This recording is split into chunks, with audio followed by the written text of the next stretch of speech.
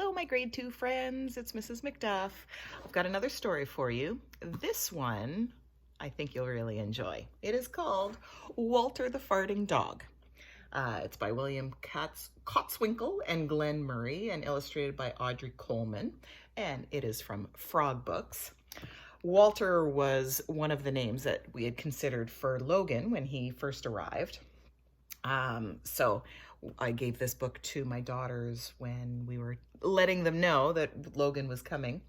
And as it turns out, Logan's middle name is Walter. So, Walter the Farting Dog. Oh, poor Walter. Betty and Billy brought Walter home from the dog pound. Nobody wanted him, said Billy. But we love him, said Betty. Well, he smells awful, said their mother.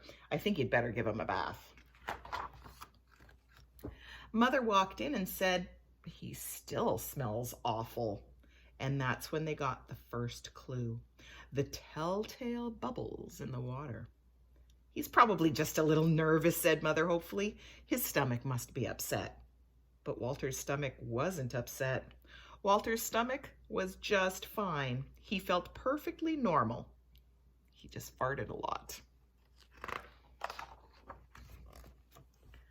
He did it when he bathed. He did it when he played with Betty and Billy. He did it when he walked around the house. He did it in the dining room. He did it in the kitchen. And he did it in his sleep. That dog farts morning, noon, and night, said Father.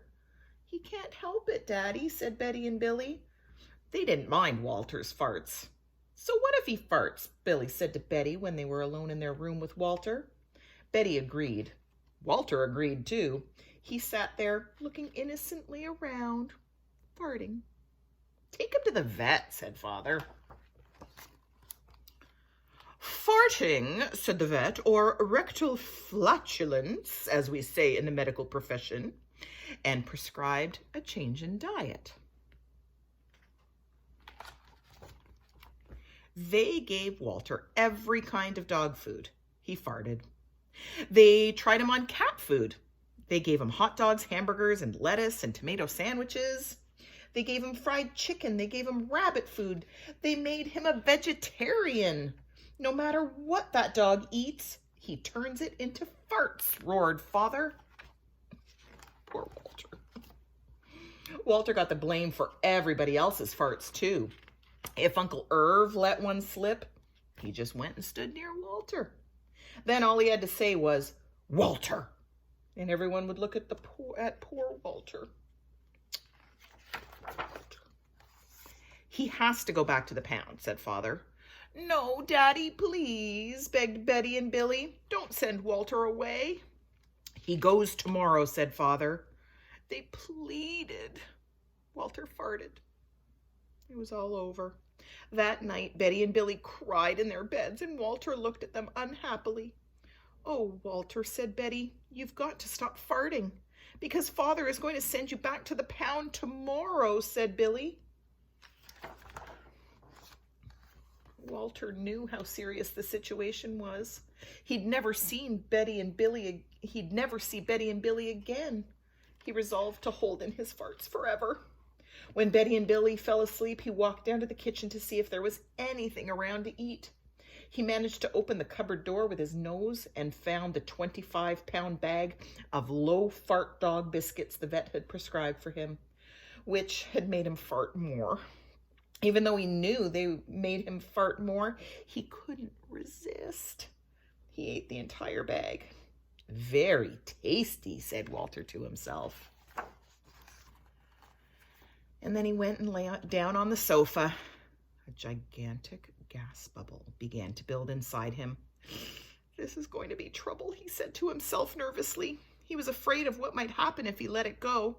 He thought maybe the house would explode. So he kept it in. It wasn't easy. In fact, it was torture. But he had resolved never to fart again.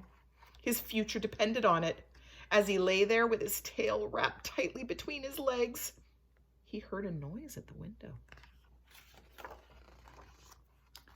he watched it slowly open. A pair of burglars came through. They dropped silently into the kitchen.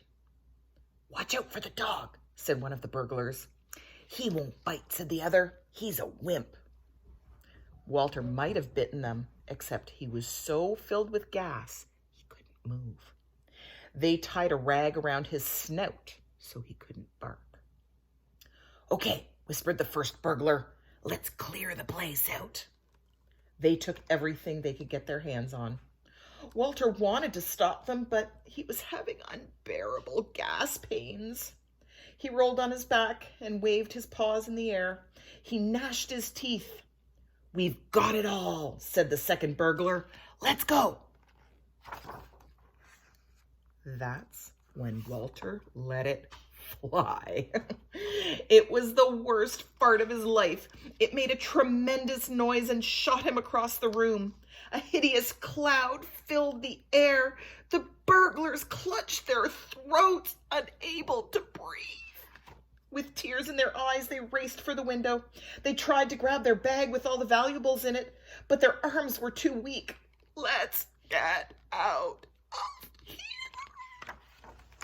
They jumped out the window and ran up the block, choking and gasping for air. Still blinded by Walter's attack, they stepped into the headlights of an approaching police car. "Hold it right there," said the policeman. When Father and Mother came down in the morning, they found the open window. And they saw the bag with their valuables in it. And Walter was sitting beside it. He still had the rag tied around his snout. You'd have to say he looked heroic. "He saved the silverware," cried Mother. "He saved the VCR," cried Father. "Good dog, Walter. You're our dog, even if you fart all the time." And so the family learned to live with Walter, the hero dog. And that's the end of our tale.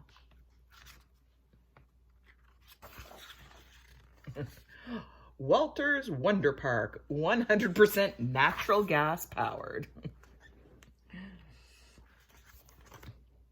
Walter the farting dog.